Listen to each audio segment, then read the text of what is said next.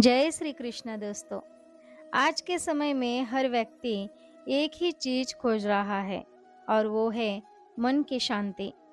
धन है, सुविधा है, मोबाइल है, इंटरनेट भी है, लेकिन मन बेचैन है। रात को नींद नहीं आती, छोटी छोटी बातों पर गुस्सा आता है, भविष्य की चिंता सताती है और बीते हुए कल का पछतावा मन को परेशान करता है। भगवान श्री कृष्ण ने भगवत गीता में मन की शांति का सरल और अमूल्य मार्ग बताया है। यदि हम इन शिक्षाओं को जीवन में अपनाएं, तो परिस्थितियां चाहे जैसी हो, मन शांत रह सकता है। सबसे पहले श्री कृष्ण कहते हैं, मनुष्य का दुख बाहर की परिस्थितियों से नहीं, बल्कि अपनी सोच और आसक्ति से पैदा होता है। जब हमारी इच्छाएं पूरी नहीं होती, तब क्रोध आता है। क्रोध से बुद्धि भ्रमित होती है और निर्णय लेने की शक्ति कमजोर पड़ जाती है। इसलिए गीता हमें सिखाती है कि अपनी इच्छाओं को नियंत्रित करें, आवश्यकता और लालच में अंतर समझे। जितना मिला है उसके लिए भगवान का धन्यवाद करें। संतोष रखने वाला व्यक्ति भीतर से समृद्ध होता है। दूसरी महत्वपूर्ण शिक्षा है, कर्म करो, फल की चिंता मत करो। हम अपना पूरा ध्यान परिणाम पर लगा देते हैं। परीक्षा हो, व्यापार हो, नौकरी हो या परिवार, हर जगह हमें परिणाम की चिंता रहती है। लेकिन श्री कृष्ण कहते हैं कि हमारा अधिकार केवल कर्म पर है, फल पर नहीं। जब हम ईमानदारी से अपना कर्तव्य निभाते हैं और परिणाम भगवान पर छोड़ देते हैं, तब मन हल्का हो जाता है। और तीसरी शिक्षा है, स्वयं को आत्मा समझो, केवल शरीर नहीं। शरीर बदलता है, उम्र बदलती है, परिस्थितियां बदलती है, लेकिन आत्मा न जन्म लेती है और न ही मरती है। जब मनुष्य इस सत्य को समझ लेता है, तब मृत्यु का भय, हानि का दुख और सफलता का अहंकार धीरे धीरे समाप्त होने लगता है। चौथी शिक्षा है, मन को अपना मित्र बनाओ। यदि मन पर नियंत्रण नहीं है, तो वही मन हमारा सबसे बड़ा शत्रु बन जाता है। लेकिन यदि मन संयमित है, तो वही मन सफलता और शांति दोनों देता है। मन को नियंत्रित करने के लिए नियमित प्रार्थना, ध्यान, सत्संग और अच्छे विचार आवश्यक है। पांचवी शिक्षा, सुख और दुख दोनों को समान भाव से स्वीकार करो। जीवन में कभी सफलता मिलेगी, कभी असफलता, कभी सम्मान मिलेगा, कभी आलोचना। यदि हम हर परिस्थिति में संतुलित रहना सीख जाए, तो कोई भी घटना हमारी शांति नहीं छीन सकती। छठी शिक्षा है, क्रोध और अहंकार का त्याग। क्रोध कुछ क्षणों का होता है, लेकिन उसका नुकसान वर्षों तक रहता है। अहंकार इंसान को दूसरों से दूर कर देता है। विनम्रता, क्षमा और प्रेम मन को हल्का बनाते हैं। सातवीं शिक्षा है, ईश्वर पर विश्वास रखो। जब हमें लगता है कि सब कुछ हमारे नियंत्रण में होना चाहिए, तभी चिंता बढ़ती है। लेकिन जब हम यह मान लेते हैं कि भगवान हमारे जीवन का संचालन कर रहे हैं और जो होगा वह हमारे कल्याण के लिए होगा, तब मन में विश्वास और शांति आती है। आठवीं शिक्षा है, तुलना मत करो। दूसरों की सफलता देखकर दुखी होना और स्वयं को कम समझना मन की शांति छीन लेता है। हर व्यक्ति का जीवन अलग है, उसकी यात्रा अलग है। अपने जीवन को बेहतर बनाने पर ध्यान दो। नौवीं शिक्षा, वर्तमान में जीना सीखो। बीते हुए समय को बदला नहीं जा सकता और भविष्य भी आया नहीं है। हमारे पास केवल आज का क्षण है।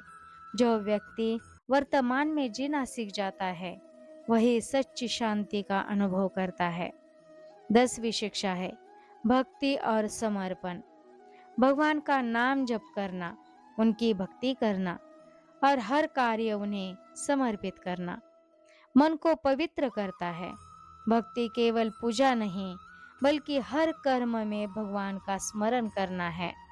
यदि आप रोज केवल कुछ मिनट भगवान का स्मरण करें, गीता का एक श्लोक पढ़ें, किसी के सहायता करें, क्रोध को कम करें और अपने कर्म पर ध्यान दें, तो धीरे धीरे आपका मन शांत होने लगता है। याद रखिए, शांति किसी बाजार में नहीं मिलती, शांति किसी बैंक खाते में नहीं मिलती। शांति केवल उस मन में मिलती है जिसने भगवान पर विश्वास करना, स्वयं को स्वीकार करना और निष्काम कर्म करना सीख लिया है। आइए आज हम संकल्प लें, मैं व्यर्थ की चिंता छोड़ूंगा, मैं क्रोध पर नियंत्रण रखूंगा, मैं दूसरों से तुलना नहीं करूंगा, मैं अपने कर्म को ईमानदारी से निभाऊंगा, मैं प्रतिदिन भगवान का स्मरण करूंगा और मैं हर परिस्थिति में धैर्य और विश्वास बनाए रखूंगा। यही श्रीमद् भगवद गीता का संदेश है और यही सच्ची मन की शांति का मार्ग है। श्री कृष्ण कहते हैं, असंशयम महाबाहो मनो दुर्निग्रह चलम अभ्यासेन तु कौन्तेय वैराग्येन च गृह्यते। अर्थात, हे महाभाव अर्जुन, निसंदेह मन बहुत चंचल है और उसे वश में करना कठिन है, लेकिन हे कुंती पुत्र, अभ्यास और वैराग्य के द्वारा मन को नियंत्रित किया जा सकता है। भाइयों और बहनों, यह प्रश्न केवल अर्जुन का नहीं था, यह हम सब का प्रश्न है। आज हर व्यक्ति कहता है, मेरा मन नहीं लगता, पढ़ाई में मन नहीं लगता, पूजा में मन नहीं लगता, काम में मन नहीं लगता, लेकिन मोबाइल, चिंता और व्यर्थ बातों में मन तुरंत लग जाता है। भगवान श्री कृष्ण पहले मन की कठिनाई स्वीकार करते हैं। वे यह नहीं कहते कि मन को नियंत्रित करना आसान है।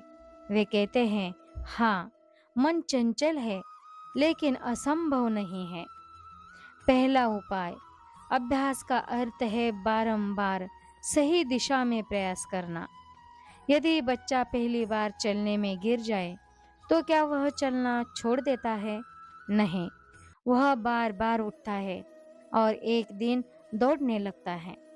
इसी प्रकार यदि ध्यान करते समय मन भटक जाए, तो निराश मत होइए, उसे प्रेम से वापस भगवान की ओर ले आइए। यही अभ्यास है।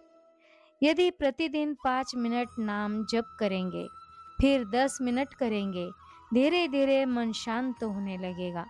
जैसे रस्सी की बार बार रगड़ से पत्थर पर भी निशान बन जाता है, वैसे ही सतत अभ्यास मन को बदल देता है। दूसरा उपाय, वैराग्य। वैराग्य का अर्थ संसार छोड़ देना नहीं है, इसका अर्थ है अनावश्यक आसक्ति छोड़ना। कमल का फूल पानी में रहता है, लेकिन पानी उससे चिपकता नहीं। उसी प्रकार संसार में रहिए, अपने कर्तव्य निभाइए, लेकिन मोह और अहंकार में मत फंसिए। आज हमारी सबसे बड़ी समस्या यह है कि मन हर छोटी बात से प्रभावित हो जाता है। किसी ने प्रशंसा कर दी तो खुशी, किसी ने आलोचना कर दी तो दुख। वैराग्य सिखाता है कि सुख दुख, लाभ हानि, मान अपमान में संतुलित रहो। जब मन बार बार भगवान की ओर जाएगा और संसार की अनावश्यक इच्छाएं कम होगी, तभी वास्तविक शांति मिलेगी। एक छोटी सी प्रेरणादायक कथा है। एक संत नदी के किनारे ध्यान कर रहे थे। उनका शिष्य बोला, गुरुदेव, मेरा मन शांत नहीं होता। संत ने उसे एक गिलास पानी दिया और उसमें मिट्टी मिला दी। पानी गंदा हो गया। कुछ देर बाद बोले, अब देखो, मिट्टी नीचे बैठ चुकी थी और पानी साफ हो गया था। संत ने कहा, मन भी ऐसा ही है। यदि हर समय उसे हिलाते रहोगे, तो क्रोध, चिंता, ईर्ष्या और इच्छाओं से तो वह अशांत ही रहेगा। लेकिन अभ्यास और धैर्य से उसे शांत रहने दो, सारी अशुद्धियां स्वयं नीचे बैठ जाएगी। यही गीता का संदेश है। प्रियजनों, यदि हमें जीवन में सफलता चाहिए, तो अभ्यास चाहिए। यदि हमें शांति चाहिए तो वैराग्य चाहिए, और यदि हमें भगवान चाहिए तो दोनों चाहिए। आज से एक छोटा सा संकल्प ले। प्रतिदिन कुछ समय भगवान का स्मरण करेंगे। व्यर्थ बातों और नकारात्मक विचारों से दूरी बनाएंगे। कठिनाई आने पर हार नहीं मानेंगे। अपने मन के स्वामी बनेंगे, मन के दास नहीं। याद रखिए, जिसने अपने मन को जीत लिया उसने संसार को जीत लिया, और जो मन से हार गया वह सब कुछ पाकर भी सुखी नहीं हो सकता। आइए अंत में यही प्रार्थना करें, हे प्रभु, हमें ऐसा विवेक दीजिए कि हम अभ्यास में कभी आलस्य न करें और वैराग्य से अपने मन को पवित्र बनाकर आपके चरणों में स्थिर कर सके।